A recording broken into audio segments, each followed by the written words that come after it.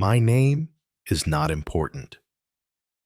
Some called me the Pope, a spiritual father, a servant of servants.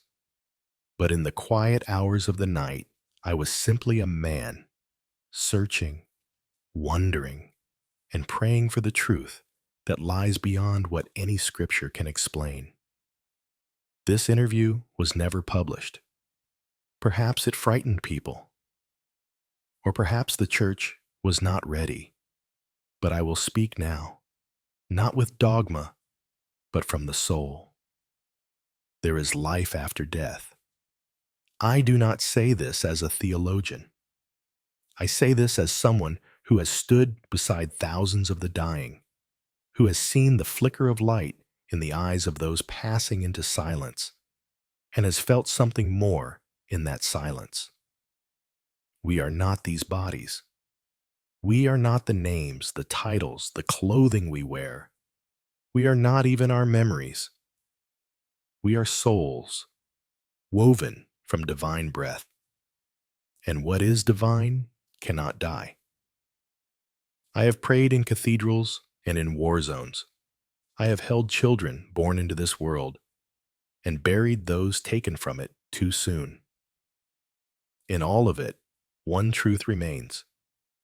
Death is not the opposite of life. It is a part of it, a passage, a return.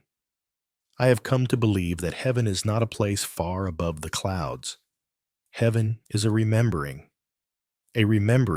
of who we truly are before fear, before guilt, before the illusion of separation.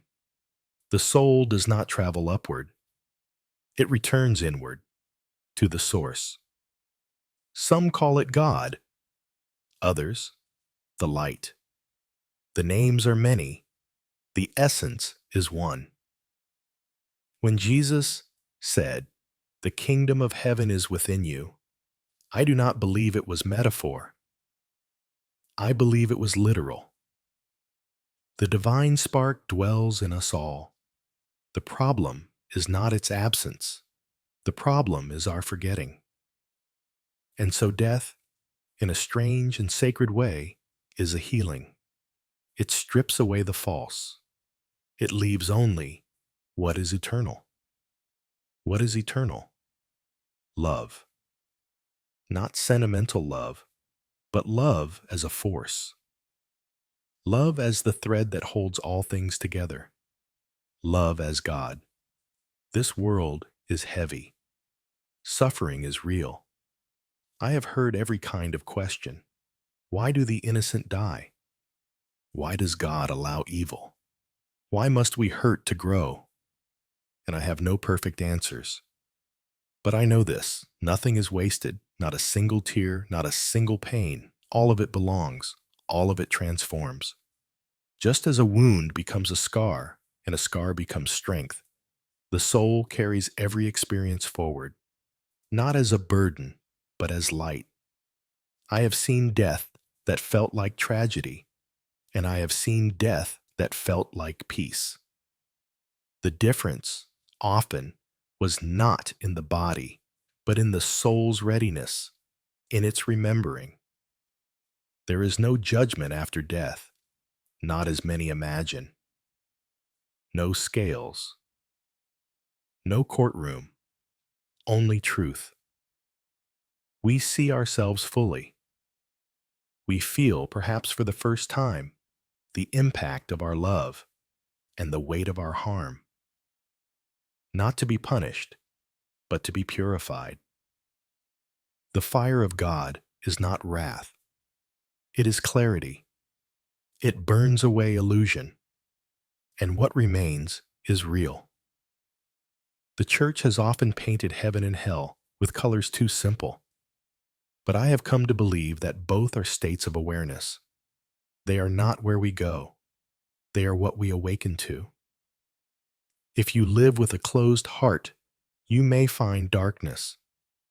Not because you were sent there, but because that is what you carried inside. But if you live with humility, with kindness, with even the smallest effort toward love, then the light will welcome you like an old friend. Do not worry about beliefs. Worry about compassion. Do not worry about rituals. Worry about presence. I say this as one who led rituals my whole life.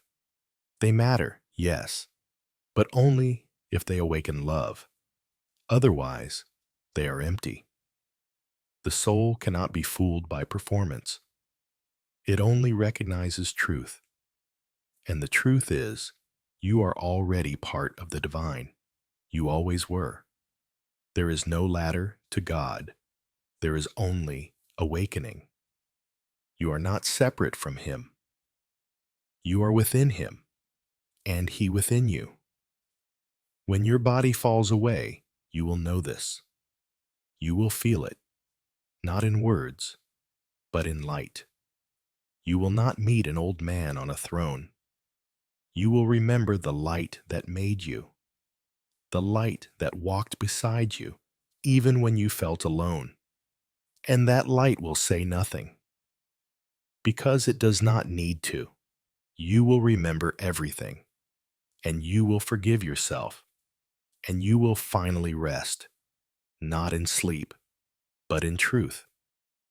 I once sat with a man as he lay dying. He had spent much of his life doubting, questioning religion, arguing against God, fearing that he had wasted his soul. As his breath grew thin, he looked at me and said, "What if there is nothing?" I took his hand and said, "Then even your fear will be embraced by something greater." And just before he left, something in him softened. His eyes did not close in terror, but in peace. Because in that final moment, he understood something that all of us must. You do not need to be perfect to be received by grace. Perfection is not a condition for heaven. It never was. We stumble, we fall, we forget. And still, we are loved. What kind of creator would make us fragile, only to condemn us for being exactly that? No, my friend. God does not ask for your flawlessness. He asks for your honesty. He asks for your heart. When you give even a fragment of that, through kindness, through mercy, through a moment of silence where you turn inward and remember you are more than flesh, then heaven is already touching you.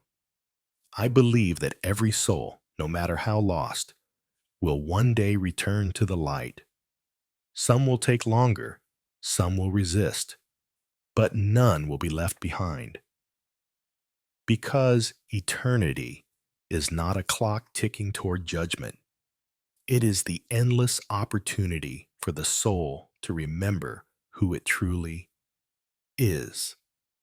And when it does, there is no punishment, only reunion.